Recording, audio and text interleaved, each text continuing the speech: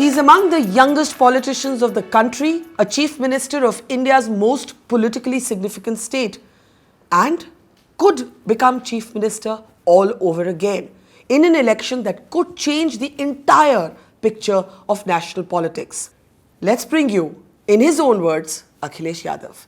Akhilesh, एक Y factor कहा जाता है कि आ गया है उत्तर प्रदेश में। एक ज़माने में वाई फैक्टर अखिलेश यादव सुनते थे तो कहते थे कि यादव फैक्टर होगा।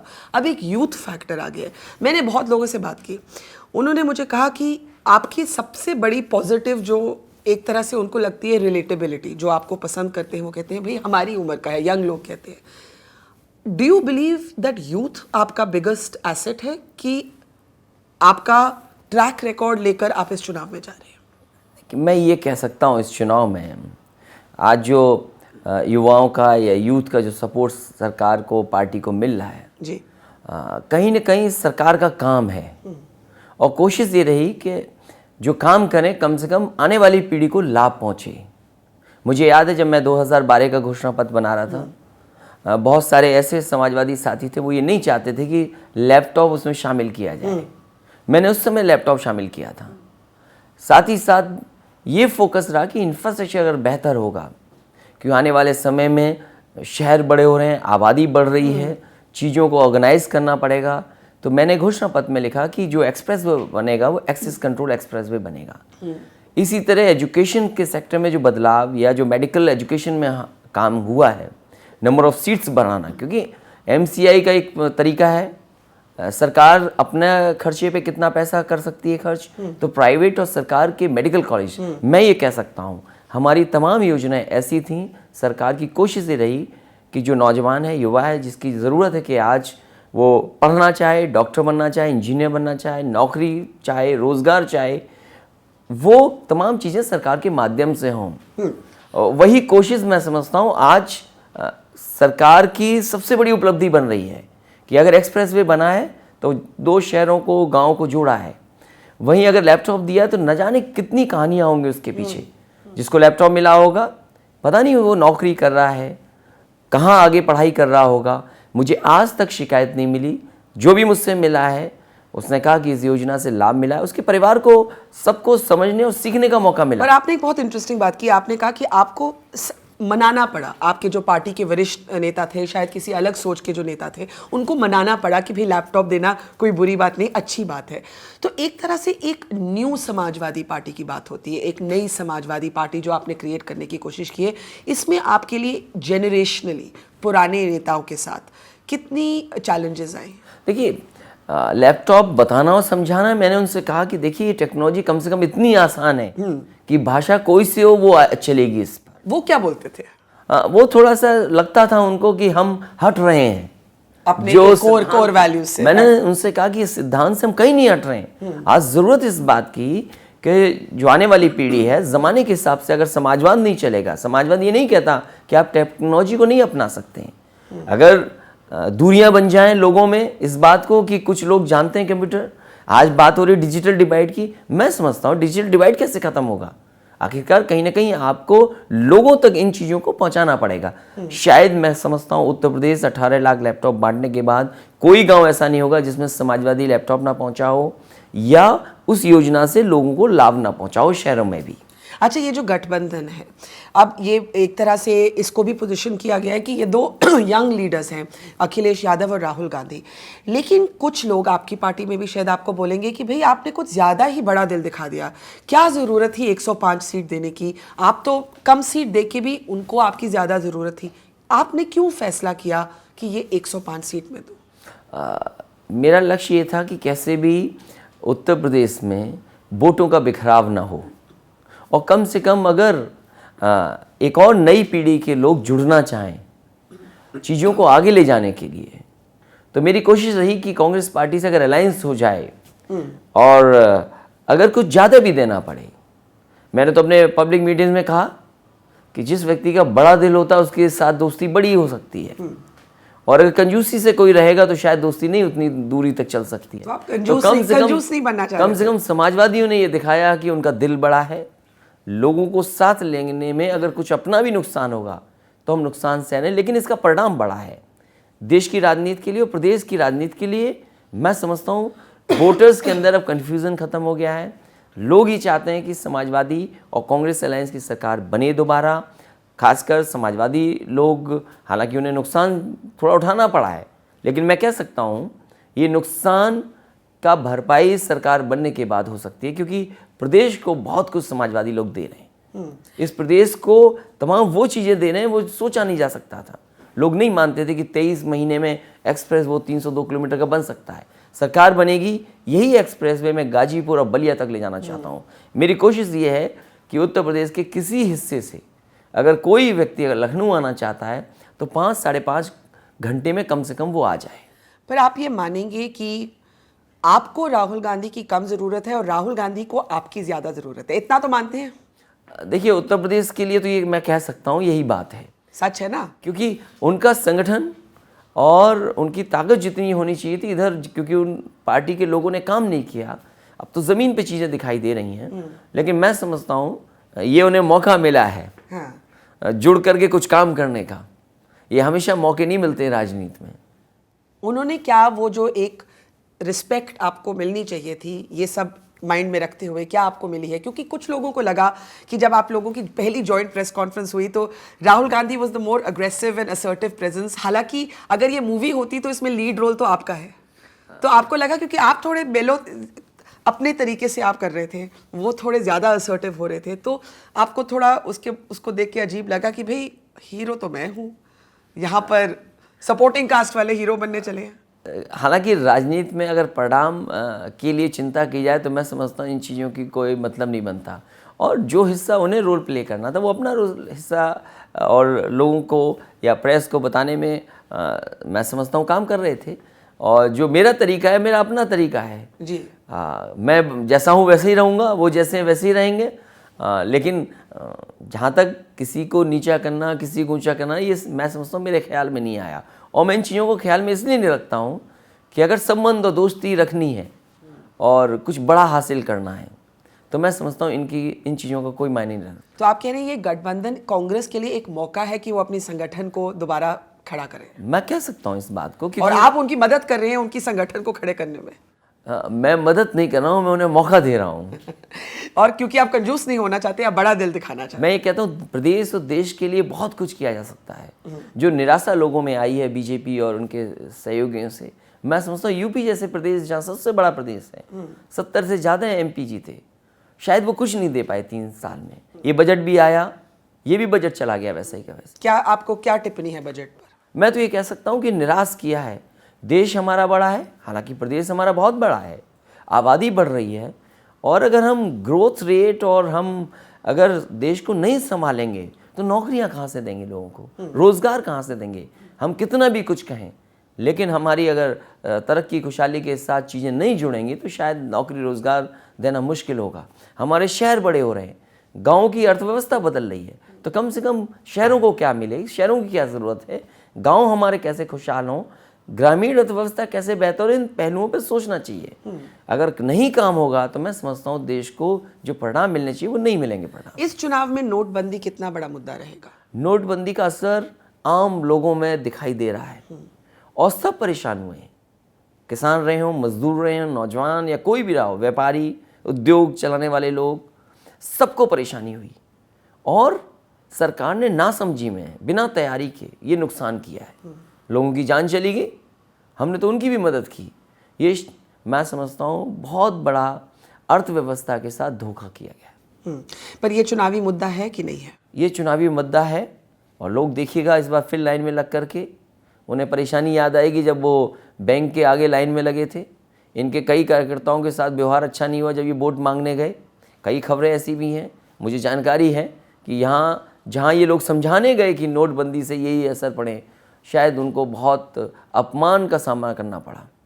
जो लीडरशिप अपनी लीडरशिप को बताने गए, जो लोकल लीडरशिप जो समझाने गई नोटबंदी से, मैं समझता हूँ नोटबंदी से जो उनका लक्ष्य था वो साफ नहीं था कि वो आखिरकार चाहते क्या थे। भ्रष्टाचार को ख़त्म करना, मैं समझता हूँ लोगों को जागरूक करना पड़ेगा। 2 व्यक्ति अगर खुद तय कर लेंगे कि हमें भ्रष्टाचार नहीं करना तो नहीं होगा, लेकिन ये जोड़ देना कि नोटबंदी से भ्रष्टाचार खत्म हो जाएगा, काला धन वापस आ जाएगा, ये बात गलत थी। हमारा आपका लेन देन काला सफ़ेद होता है, ये पैसा काला सफ़ेद नहीं होता। ये लेन देन में हम कितना जागरूक कर सकें लोगों को, लेन देन को हम कितना साफ तरीके से पॉलिसी के माध्यम से या कोशिशों के माध्यम से चीज़ें ठीक कर सकें, तब शायद परिणाम अच्छे आएंगे। आपने इस हफ्ते काफ़ी जोर दिया वेस्ट यूपी में प्रचार किया है, मुजफ्फरनगर, कैराना, बुलंदशहर, इन इलाकों में आपका काफ़ी फोकस रहा है। ये ऐसा इलाका है जहाँ पर पोलराइजेशन की एक एविडेंस है। मुजफ्फरनगर के दंगे अभी भी सबको याद हैं। आपने बात की पलायन की, अब जहाँ पर बीजेपी कहती है कि कैराना में देखिए यहाँ से हिंदुओं को बाहर जाने को एक तरह से कंपेल किया गया, हम इसकी इंक्वायरी कराएंगे, हम देखेंगे ऐसा ना हो। आपने उल्टा कह दिया कि भाई पलायन तो मोदी जी ने किया है। आपका क्या मानना था इससे? देखिए, मैं इस बात को बिल्कुल साफ कह सकता हूँ। जिस समय ये सवाल उठा था कैराना का, जहाँ पलायन का सवाल आया था, जो लिस्ट बना करके भारतीय जनता पार्टी के लोगों ने दी थी, मैं समझता हूँ वो लिस्ट पर पूरी जांच हुई है। वो लिस्ट बिल्कुल बोकस निकली, कोई आधार नहीं था उसमें। आप कह रहे हैं कोई मतलब कोई आधार नहीं था, कोई सच नहीं है। जो बात कहना चाहते थे कि किसी समुदाय की वजह से, डर की वजह से लोग चले गए, ऐसा नहीं था। सच्चाई ये थी कि वो अपने संपन्नता के कारण, खुशहाली के कारण, या उनको अपॉर्चुनिटी दूसरी जगह मिल रही थी, अपॉर्चुनिटीज़ की वजह से गए। कुछ लोग बगल में पानीपत चले गए, क्योंकि पानीपत बहुत दूर नहीं है, वहाँ से 25-30 किलोमीटर है। लोग काम करते करते उनको वहाँ पर मौका मिल गया, थोड़ा बहुत पैसा बनाया, वहाँ रुक गए या दिल्ली चले गए। वो पूरी की पूरी लिस्ट एकदम निराधार थी, कोई उसका मतलब नहीं था। मैंने कहा कि लोग बहुत जाते हैं खुशहाली तरक्की के लिए, लोग मौका पाते हैं जहाँ पर वह काम करते हैं, वहाँ चले जाते हैं कई बार।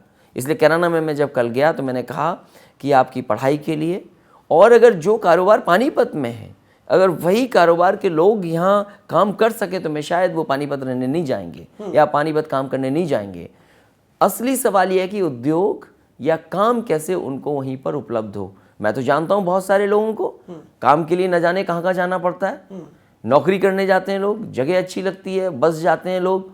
मैं कहता हूँ नोएडा में न जाने कितने लोग कहाँ से बसे हुए हैं। कल को सवाल नोएडा में उठा दे भारतीय जनता पार्टी के पलायन करके लोग आ गए हैं। ये बहुत छोटे सवाल हैं, क्योंकि भारतीय जनता पार्टी के पास कुछ अच्छा बताने को नहीं है। जब कभी ये बात कर देते हैं, नफरत की बात की इन्होंने, जहर घोलने की बात की है। कभी भी इनकी तरफ से कोई सवाल अच्छा नहीं आता। कभी मैं पूछता हूँ, धर्म परिवर्तन पे बात कर रहे थे लोग, पलायन पे इन्होंने बात किया, उत्तर प्रदेश के कुछ हिस्सों में इन्होंने माहौल ख़राब करने की कोशिश की। मैं ये कह सकता हूँ, आज जब चुनाव चल रहा है, लोग जागरूक हैं। इनकी सब चालों को, भारतीय जनता पार्टी के सब काम करने के तरीके को उत्तर प्रदेश की जनता समझ चुकी है। न इनके बहकावे में आने वाली है, न इनका जो धोखा देते हैं कि अच्छे दिन लाएंगे, न उसके चक्कर में फंसने वाले। और मोदी जी का पलायन मैं तो आपने जिक्र किया, ये राजनीतिक पलायन मैं कह सकता हूँ, पॉलिटिकल माइग्रेशन, क्योंकि उन्हें पता था बीजेपी के लोगों को कि गुजरात से तो नहीं शायद प्रधानमंत्री बन सकते हैं, प्रधानमंत्री का रास्ता तो उत्तर प्रदेश से आता है। तो मैं समझता हूँ राजनीतिक पलायन लोगों ने किया है, यहाँ आए हैं, मौका दिया यहाँ की जनता ने, लेकिन यहाँ की जनता को धोखा भी मिला। तो शायद इस बार यहाँ की जनता ने मन बनाया है कि ऐसे लोगों से बच के रहेंगे, धोखा इस बार नहीं खाएंगे। गठबंधन की बात करते हैं, बिहार में एक महागठबंधन हुआ, यहाँ गठबंधन रह गया, वो भी बड़ी बात है, लेकिन महागठबंधन नहीं हो पाया। उसमें मायावती जी नहीं आ पाई, जिनको आप किसी ज़माने में बुआ कहते थे, उसमें अजीत सिंह नहीं आ पाए। यहाँ पे कभी चर्चा हुई, कभी आपको लगा कि महागठबंधन की भी ज़रूरत है?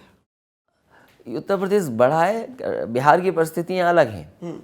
स्वाभाविक है कि वहाँ पर महागठबंधन में जो दो दल दूरी बनाए हुए थे बहुत दिनों से, वो दल पास आए। मैं समझता हूँ यहाँ महागठबंधन की ज़रूरत नहीं थी, एक ही गठबंधन इनका मुकाबला कर सकता है। इस गठबंधन में भी थोड़े से तनाव तो है, जैसे कि कांग्रेस की मांग है कि अमेठी रायबरेली में हमें ज़्यादा सीट्स दें, लेकिन 2012 के अगर आप स्टेटिस्टिक्स को देखें तो उस समय समाजवादी पार्टी का ही स्वीप रहा था। कांग्रेस को शायद, अगर मुझे याद हो, तो 1 सीट मिली थी। तो वो किस बुनियाद पर ये सीट मांगते हैं और क्या आप उनको देने के लिए तैयार हैं? क्या आपके जो नुमाइंदे हैं प्रजापति जी, उनको विड्रॉ करने के लिए तैयार हैं? नहीं, मैंने अमेठी और रायबरेली में बहुत बार और विस्तार से बात हुई है कांग्रेस लीडरशिप से। उनके लिए तो एक प्रेस्टीज इशू बन गया है। मैंने कहा कि अगर हम इन सीटों को किसी रूप में छोड़ दें और कहीं बीजेपी बीएसपी जीत जाए तो हमारे गठबंधन का बड़ा नुकसान होगा। हमारी, जैसा मैंने पहले कहा कि जब दिल बड़ा होता है तो संबंध भी लंबे चलते हैं।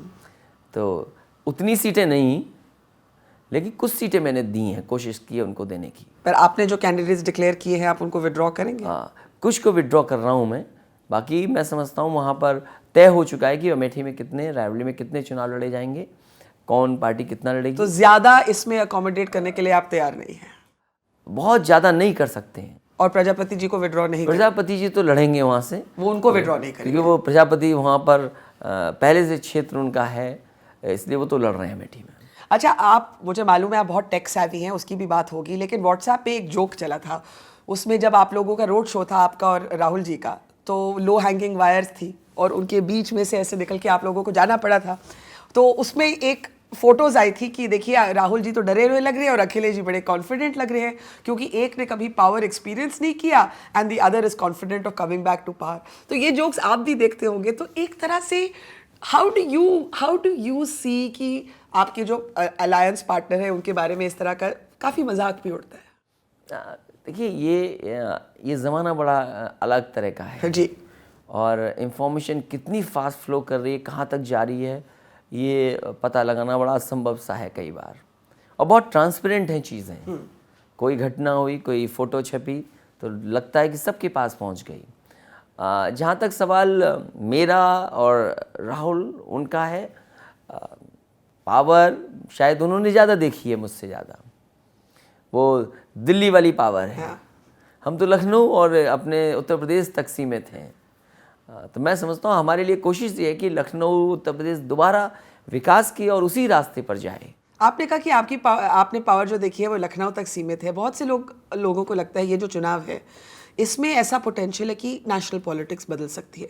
मुझे ये भी याद है कि हम हिंदुस्तान टाइम समिट पे आप और मैं बात कर रहे थे, 2 साल हमने कंसेक्यूटिवली बात की। एक बारी आपने बोला कि 2019 में भी हमारी अंडरस्टैंडिंग हो सकती है, तब आपने कहा नेताजी को आप प्राइम मिनिस्ट्रियल कैंडिडेट बना दीजिए। क्या आपको लगता है कि ये एक तरह से एक रिहर्सल है for a larger national alliance with the Congress in 2019? स्वाभाविक है, क्योंकि हमारी देश में पार्टी उतनी बड़ी नहीं है, लेकिन हमारी कोशिश रहेगी कि ये गठबंधन इसी तरीके से अगर आने वाले समय तक रहे तो स्वाभाविक है। यहाँ से लेके 17 से लेके 19 तक ये एक तरह से इंटैक्ट रहे, इकट्ठे अगर 19 तक, और मैं समझता हूँ 19 से आगे तक भी अगर रहेगा तो देश को नई दिशा दी जा सकती है। Permanent alliance, permanent partnership, well there is nothing permanent in politics, लेकिन लॉन्ग टर्म पार्टनर। हाँ, लॉन्ग टर्म अगर कोशिश हो तो न केवल प्रदेश बल्कि देश को एक नई दिशा दी। तो उस पार्टनरशिप की लीडरशिप कौन संभालेगा? क्योंकि it's very clear in UP you are the bigger player national stage पे। देखिए, लीडरशिप जनता तय करती है उसका नेता कौन है। कभी कभी जनता ढूंढती है उसका नेता कहाँ मिल जाए। नेता जनता को ढूंढेगा तो मुश्किल है नेता बन पाना, लेकिन जनता स्वाभाविक कभी कभी ढूंढती है कि उसका नेता कौन बन जाए। तो ये पता नहीं क्या होगा कल।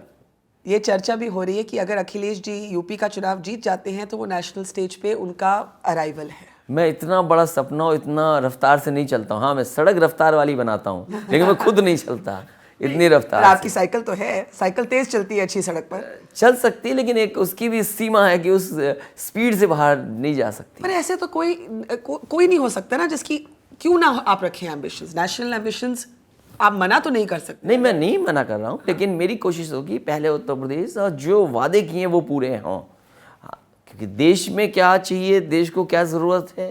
तो डू यू एक्सेप्ट दैट ये चुनाव नेशनल पॉलिटिक्स को बदल सकता है? मैं कह सकता हूँ, और इस बात में सच्चाई है कि उत्तर प्रदेश देश की राजनीति में बदलाव लाएगा, और शुरुआत हो चुकी है। और उसके बाद आपकी ज़िंदगी भी बदल सकती है। मैं बहुत ज़्यादा नहीं बदलना चाहता अपने को, जैसा हूँ यूपी में ही बना रहा हूँ, मैं इससे आगे नहीं जाना चाहता।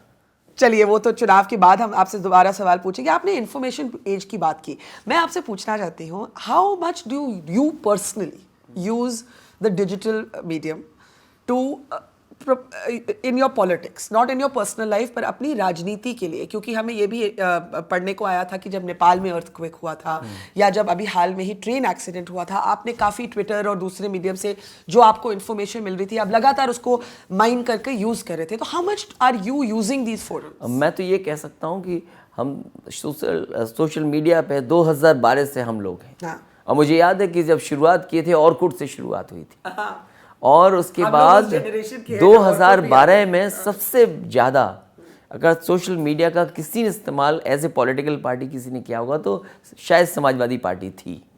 उसके बाद ये ठीक है कि कुछ सरकार बनने के बाद हम लोग गैप में रहे और नहीं इस्तेमाल किया, लेकिन आज मैं समझता हूँ ये डिजिटल जो दुनिया है वो लोगों के हाथ में पहुँच गई है। कई बार ये लगता है कि बिना उसके शायद जीवन अधूरा सा हो लगेगा लोगों को, और इन्फॉर्मेशन इतनी फास्ट फ्लो कर रही है कि लोग जानना चाहते हैं कि अगले पल क्या है। कम से कम इससे लाभ ये मिला है कि मैं अपनी खबर दे सकता हूँ लोगों तक, मैं अपने समर्थकों तक पहुँचा सकता हूँ। शायद आज के ज़माने में ये ज़रूरत है और पॉलिटिकल पार्टीज धीरे धीरे धीरे इसका इस्तेमाल ज़्यादा कर रही हैं। आम लोग तो हैं ही हैं, वहीं लोग भी कर रहे हैं। मैं कहता हूँ आप स्वयं कितना करते हैं मैं तो खुद ही आपके ऑफिस वाले तो करते हैं, आप स्वयं कितना करते हैं? इधर इलेक्शन है लेकिन फिर भी क्योंकि ये आदत ऐसी है कि आपके हाथ में अगर मोबाइल है, एडिक्शन, हाँ, देखना तो है। एडिक्शन, एडिक्टेड हैं आप कि कुछ भी करेंगे, लेकिन आपकी कोशिश होती है देखेंगे क्या हो रहा है। हाँ। तो मैं समझता हूँ ये आदत है अब। तो खुद भी कभी ट्वीट करते हैं कि आपके मैं करता हूँ, कई बार मैं भी करता हूँ, फेसबुक पे मैं भी कभी यूज़ करता हूँ। हाँ। और इधर इतना नहीं यूज़ कर पा रहे हैं, लेकिन इसकी जितनी पेनिट्रेशन बढ़ जाएगी मैं समझता हूँ उसको डेमोक्रेसी को लाभ पहुँचेगा। मैं आपसे पूछना चाहती हूँ कि लास्ट फ्यू मंथ्स आपके लिए थोड़े से डिफ़िकल्ट रहे, फैमिली बैटल जिसको कहते हैं परिवार, और नेताजी कभी कहते हैं प्रचार करेंगे, कभी कहते हैं नहीं करेंगे। उसी हिंदुस्तान टाइम्स समिट में आपने उस समय मुझे बोला कि अगर मैं लीडरशिप होता तो मैं अंकल अमर सिंह को तो बोल देता अब आप जाइए, और चाचा को भी संभाल लेता। पहले आपसे पूछूंगी, क्या आप अंकल और चाचा को अब संभाल चुके हैं? मैं अब कह सकता हूँ कि अब चुनाव प्रचार बहुत कम दिनों का बचा है। मैं पीछे मुड़ कर के उन चीज़ों में उलझना नहीं चाहता हूँ, क्योंकि समाजवादी पार्टी और समाजवादी साथी अब नई दिशा में चल पड़े हैं। और but painful, was it painful for you? ये पर्सनली पेनफुल, एक दिल को चोट रखने वाली बात। मैं ये कह सकता हूँ कि राजनीति में भी ये देखना पड़ेगा, और बहुत सारे अपने ही लोग उनके सामने खड़ा होना पड़ेगा। शायद ये मुझे नहीं लगता था कि ऐसा होगा, लेकिन अब हुआ तो उसके लिए हम कुछ कर नहीं सकते।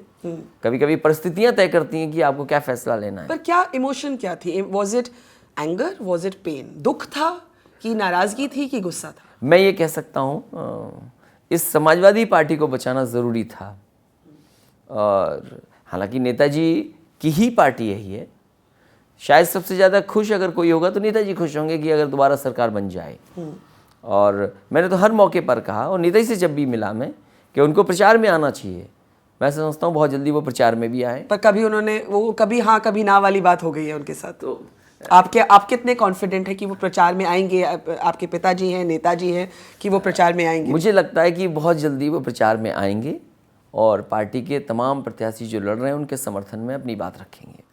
अखिलेश, आखिर में आप जो ये सब इंटरव्यू देखेंगे, ये डिजिटल मीडिया में बहुत ट्रैवल होगा, आप क्या कहना चाहते हैं? अगर आप एक लाइन में कोई आपसे पूछे कि अखिलेश यादव को दोबारा मुख्यमंत्री क्यों बनना चाहिए, क्योंकि आपके बारे में लोग बहुत सी चीज़ें जानते भी नहीं है। आपकी एक इंजीनियरिंग बैकग्राउंड है, यहाँ पर भी आपने नए रिवर फ्रंट पे प्रोजेक्ट शुरू किए, उसमें आप खुद इन्वॉल्व है, आप डिज़ाइन में इन्वॉल्व है, शायद बहुत लोग जानते नहीं, एक मिनिमलिस्ट एक तरह से यहाँ डिज़ाइन है। So there are these hidden features about Akhilesh Yadav that people don't no.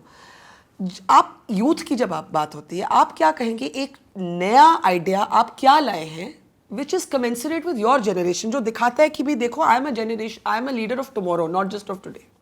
देखिए, हर जनरेशन के इशू डिफरेंट होते हैं, और जो पुरानी पीढ़ी के थे, ये मैं नहीं कहता कि पुरानी पीढ़ी के सब सवाल आज नहीं हैं, लेकिन नई पीढ़ी को नई चीज़ें चाहिए।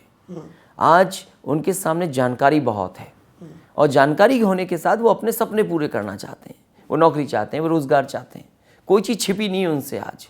इसलिए मैं समझता हूँ कोई भी सरकार हो उसको अपॉर्चुनिटी देनी चाहिए। वो मौके कैसे आएँ, कम से कम मेरी कोशिश ये रही कि काम कैसे हो। SCL जैसी बड़ी कंपनी IT सेक्टर में लखनऊ ले आए, मोबाइल का कम से कम एक हब बनना जा रहा है नोएडा, ग्रेटर नोएडा में। आपकी फूड प्रोसेसिंग में बड़ा पैमाने में इन्वेस्टमेंट आ रहा है। अब नोएडा कब जाएंगे? मैं आपसे जब मिलती हूँ मैं पूछती हूँ, आपने नोएडा की इस बार नोएडा जाऊंगा अगर सरकार बनती है। मैंने सबको कहा और आपको भी कहता हूँ कि सरकार बनेगी तो मैं नोएडा जरूर जाऊंगा।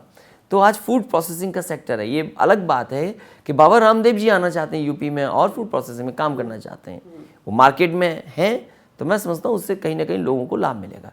आज ज़रूरत है एक्सप्रेसवे जैसी सड़कों को बनाने की, इसके साथ मंडियों को जोड़ने की। तो मैं समझता हूँ इन सब चीज़ों से कहीं ना कहीं आने वाली पीढ़ी को लाभ मिलने जा रहा है। अगर मेट्रो आया है, शहर को लाभ मिल रहा है, ट्रैफिक की सुविधा होगी, वही नौकरियों की अपॉर्चुनिटी मिलेगी। मैं समझता हूँ आज की पीढ़ी ये चाहती है कि तरक्की खुशहाली उनके बीच में भी आए और उनका जीवन स्तर भी बेहतर हो। और यूपी का चुनाव आप मानेंगे एक रेफरेंडम है नोटबंदी पे या नेशनल पॉलिटिक्स पे, क्या ये लोकल इश्यूज पे लड़ाई जाए? मैं समझता हूँ यूपी का चुनाव देश को संदेश देगा। नोटबंदी भी यहाँ सवाल है, बीजेपी पार्टी का कामकाज 3 साल का वो भी एक बड़ा सवाल है। यहाँ उनकी सीनियर लीडरशिप यहाँ है, प्रधानमंत्री यहाँ से हैं, होम मिनिस्टर यहाँ से हैं, डिफेंस मिनिस्टर यहाँ से, और तमाम मिनिस्टर यूपी से हैं। डिफेंस मिनिस्टर तो गोवा के, लेकिन वो इलेक्टेड यहाँ से हैं, राज्यसभा गए यहाँ से हैं। तो अगर वो रहने वाले गोवा के हैं तो इलेक्ट क्यों यूपी होकर के यूपी में आए?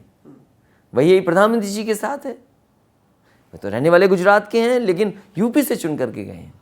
तो यूपी और यूपी छोटी जगह नहीं है, यूपी बड़ी जगह है। 22 करोड़ लोगों की आबादी वाला प्रदेश है। देश के सबसे ज़्यादा प्रधानमंत्री यहाँ से दिए गए हैं। तो मैं समझता हूँ यूपी में जो फैसला होगा वो देश को दिशा देगा।